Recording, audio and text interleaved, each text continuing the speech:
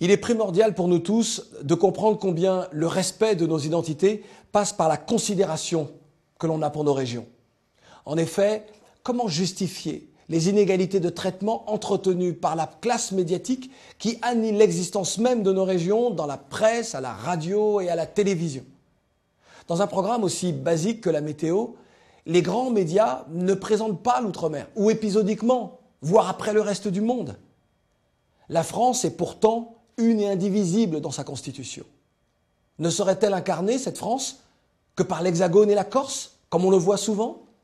Se battre pour que cela change a du sens. Car si nos terres sont liées, comment voulez-vous que ces populations et leurs problématiques soient prises en considération? La perception que l'on a de l'autre se forge dans l'image qu'il donne de lui ou que l'on donne de lui. Il n'existe pas s'il est absent de l'univers où se construisent en partie les représentations, les imaginaires. Nous ne pouvons plus accepter que nos régions soient traitées comme les confettis de l'ancien empire colonial français.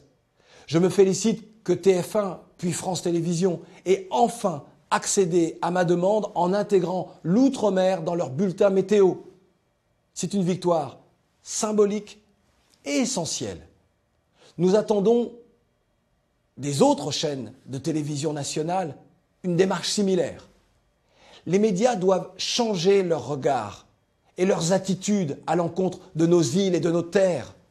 À quel titre amputeraient-ils, ces médias, la France de certaines de ces régions? À quel titre?